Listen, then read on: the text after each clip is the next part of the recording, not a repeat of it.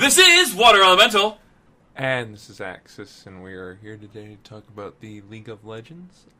This is an ongoing show where we talk a little bit about everyone's favorite MOBA-style battle game. We don't have a ton of news this week, unfortunately.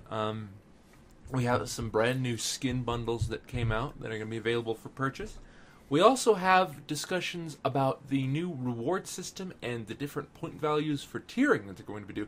It's kind of curious, so we'll be taking a look at that. But otherwise, we're mostly getting over the previous patch and enjoying that new Twitch gameplay. So, let's jump right into it. Those skin packs, what have we got? Well, we have 3 new skin packs this week. We have Metal is Greater Than Flesh bundle. This one includes Victor, Amamu, Blitzcrank, Rammus, and Orianna. All with metallic skins. Yep, so that's Robot Amamu, I Blitzcrank, Metallic Rammus, the Goth Orianna, and your favorite Victor skin. Yay. Yay. Next up, we have the Fierce Feral Flarers bundle. What does that even mean? You know, I couldn't tell you. But included in this bundle, we have Feral Warwick, Winged Hussars, Xin Yao, Frozen Terror Nocturne, Ionia Master Yi, and Nemesis Jack. This includes all of the base champions if you don't have them, and it can be yours for 2,437 RP or 3,825 if you need the champions. This is, of course, prorated, so you'll get a slight discount if you have any of these individual items. Like, that's my favorite Nocturne skin in this bundle, but I feel that they should probably visual update it to make it kind of on par with some of the other skins, because the only thing that makes it unique is the fact that it has white particle effects instead of the normal black ones when you do all your stuff, so... But still great skin. I love it. I love it. Next up, we have the All-In Bundle, which includes High Noon Yaosu, Mai Tai Lee Sin, Prestigious LeBlanc, Headhunter Rengar, and Shockblade Zed. This will also include the champions, but it's 2,210 RP or 4,507 if you need the champions. I think this is actually probably the best deal of all of them. Yeah. Because it comes with Yaosu, which is still very new and still very expensive. Yeah, and it's cheaper than the, the Robot Bundle. Indeed. So you can get this new character and his only skin, as well as a bunch of other characters that are recently and quite frequently played. Yeah, what's interesting is the Mai Tai Lee Sin actually, instead of him practicing his normal Kung Fu style, he's actually practicing Mai Tai, so his animations are different because of the skin. So that's a nice touch that they added, which makes that skin a lot cooler. I agree completely. You have no idea what I'm talking about. No, I've seen the animations for the Mai Tai skin. You didn't know it was Mai Tai, though. I didn't know that it was that specific martial arts style. I assumed, though, Mr. High Energy. But, yeah, those bundles are looking really good. I think the Yaosu bundle part of it is really, really neat, and I think a lot of people are going to gravitate towards that, because 50% off for a very new character is a great deal. I think that they should add a bundle where you get the champions, but the skins are random. Where it's like, alright, this week you can get the 80 carry bundle, and then if you pay this amount, you're guaranteed to get, 2 975s, and then this and that, so... something a little bit more random. That mystery gifting thing for yourself was really popular, so I assume something like that could see a resurgence. Yeah, I'm surprised that's still not around. It will be. It will be. It will be. We have 2 new ward skins on the PBE. The first one being the AllStar Ward, and the second one being the Dragon Slayer Ward. Dragon Slayer. I'm not sure why the Dragon Slayer Ward is... a thing. Are they just going to put wards out for theme skins, or... I want my Commando banner. Give it to me. Yeah, that would actually be... Or my Steel Legion banner. Or my Crimson Elite banner. It's just a sad face, no more skins. Seriously. Just make more Crimson Elites. I don't care if they're a little poly. What's interesting is, since the All-Star game is going to be in London this year... Oh, you mean Paris? I mean Paris... Because I know my geography. Yes, the old Eiffel Tower in London. Well, it could be in Japan. They have the Tokyo Tower that looks exactly like that because the Japanese are not creative whatsoever. Let's not throw around our bigotry in public. Well, it's true. They ripped off the Eiffel Tower. Anyways, they ripped off a lot of stuff from the Chinese, too. No one's telling them that, though. But yeah, it's a nice little homage thing. I don't know if you're going to be able to get it through the store or if you get it participating, watching the event live. It's one of those. Ooh. One of those things. I'm going to give out a code like they did for that other particular summoner icon. Yeah, the Season 3. I'm surprised they didn't. No, that was Season 2. I'm surprised they didn't do that for Season 3, though. Ages ago now, it seems like. Back before the dark times. When watching the championship actually was inciting to watch instead of a 3-0 slaughter. Well, yeah, no, that was kind of upset, but Koreans, man, what are you going to do? I don't know, I still say that was probably the world's most boring LoL game because, like, the whole match I was just watching, like, they're just, there's no fighting between the two teams. It's just one-way street. It's too bad. And, yeah, the next thing is they announced the way they're going to do rewards for Season 4. They have a new system where basically there's sort of achievements, or it's kind of like a level up system. They're sorta achievements, but they're more based around just sort of getting milestones. Essentially, you have to do specific things on a team, or you have to go about doing certain things in games in order to unlock points. And the more points you get, the more rewards you get. Now, they're still going to have the standard rewards for getting certain rankings. Gold, silver, bronze, platinum, etc. Yeah. But they also want to have tertiary rewards for doing certain tasks. So, kind of how this is going to work is you can join as many teams as you want now. It's not just limited to 1-3s, 1 ranked 5s, and then solo. You can have multiple teams. You earn ranked points for each win you get in any ranked game, either on a team or in solo. You will also earn points depending on, what rank your team is by the end of the season. You also have the, like you said, the normal gold, silver, bronze rewards. You get the victorious skin, you get, your banners, all that stuff. And depending on what points you get in that season, you actually get a upgradable skin that is for reward. So the earlier on skin will kind of look different than someone who has like 40, 50 wins in ranked. You could be in several teams, again, like I said, so you can be getting that through different ways. So it's just going to be an cumulative, all right, I won this many ranked games between 3s, 5s, and solo. The problem I have with this, and it's a very minor problem, is that early on, I feel that if the point system has certain things like put down X amount of awards, or get on this team composition, or do assists or kills, it might encourage players to do behavior that's not normal for the game. I'm not sure how big a deal that's going to be, or if that's going to be relevant, but as far as I know, that can come up.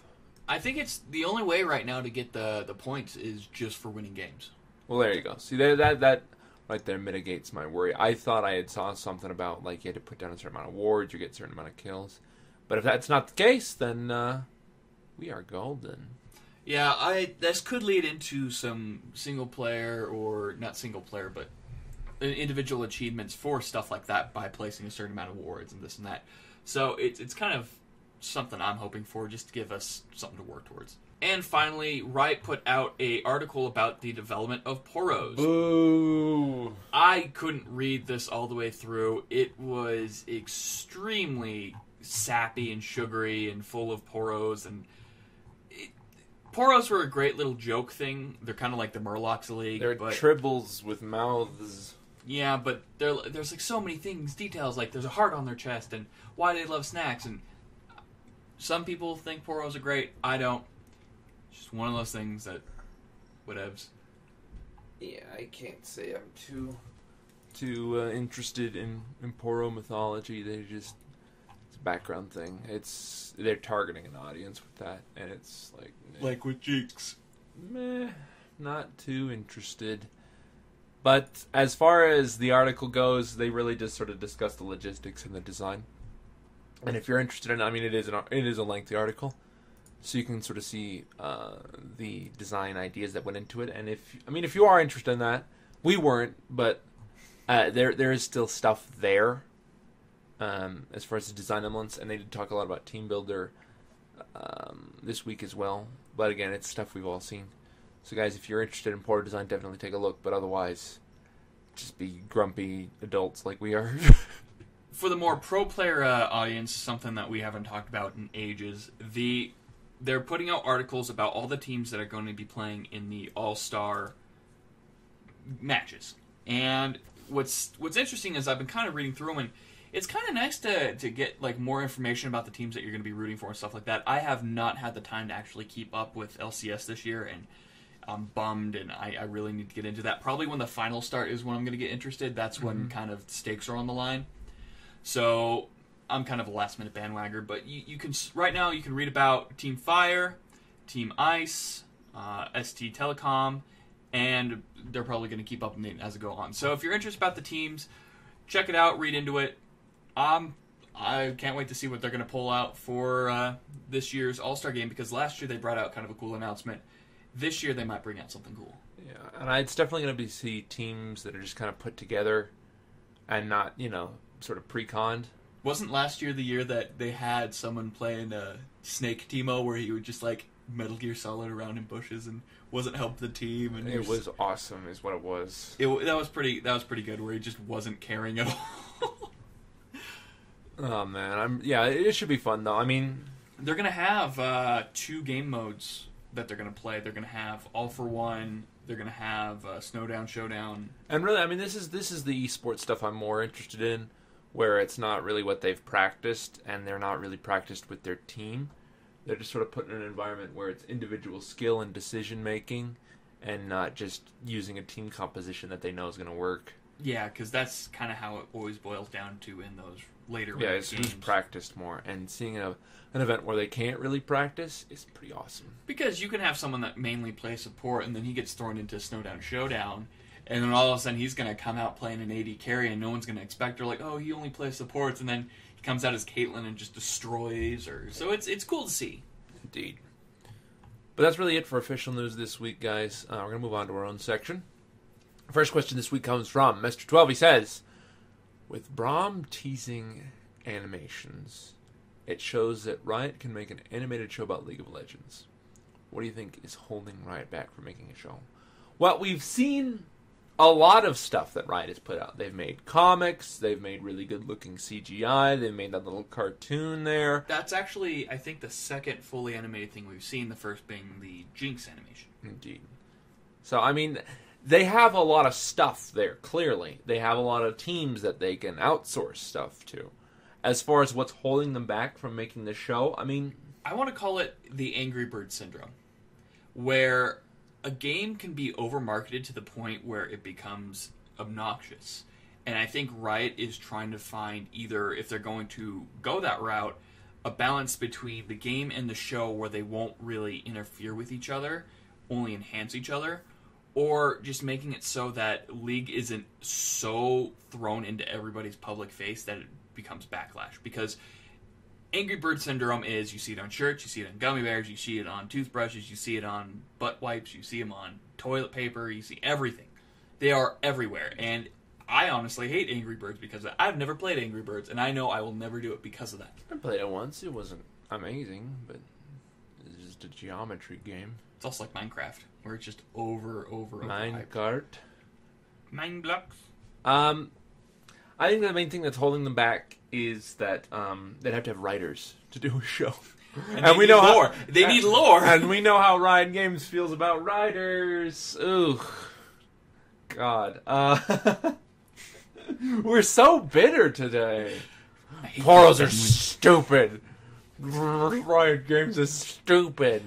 Love you, Axis. The main thing that's holding it back, I think, is just because that's a really big undertaking. They'd have to market it. They'd have to pitch it to an audience, or they'd have to put it up on YouTube. And if they put it up on YouTube, they're going to get a lot less cash for it. So funding an animation team off of YouTube money really kind of takes a lot of heart to do. And you'd also have to find something, again, that would fit with... Hey, I'd watch a YouTube show about Garen. I would. I know a lot of people would. But a lot of people wouldn't, you know. So it's really hard to figure out what's going to make it logistically sound, and what's going to be cost effective, and what's going to be worth it for the outreach. I mean, it's the world's biggest MOBA, but still. Do you flood your audience with media, or do you let media trickle out and have every time something comes out, everyone be like, yes, or every time it's just like, did you watch the episode this week? No, not really. See, this is a good example. Blizzard's doing something like this right now. They're doing Warcraft Choppers. Oh, who cares? And yeah, exactly. No one cares. They think it's such a great idea. They're going to have this whole big reveal at BlizzCon this year. And nobody cares. And it's going to be a mountain. It doesn't matter. If you did something like shorts in the game, or like some small like lore snippets between mists. Or do it like, have it like be 2 episodes. Fine. But this is a 7-episode series. Ugh. Who cares? They're building a car. With Polly Jr. from Orange County Choppers. I don't know what that is.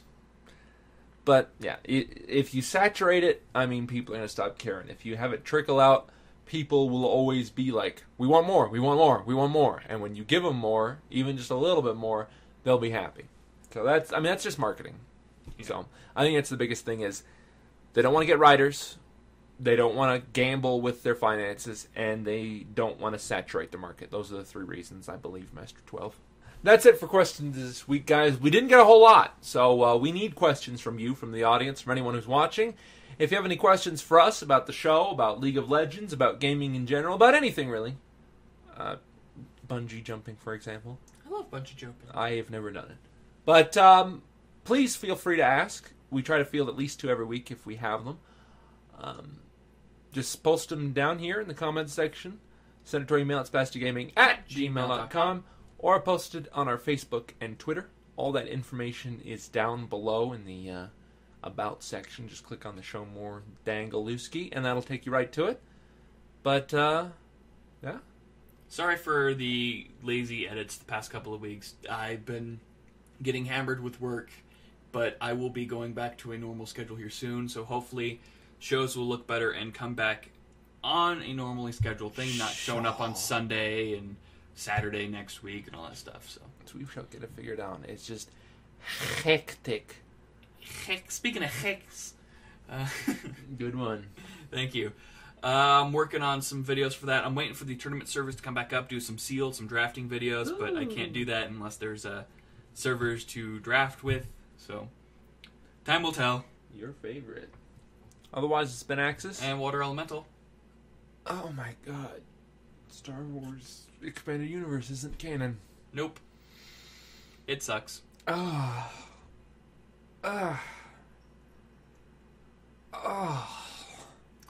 means all of the Old Republic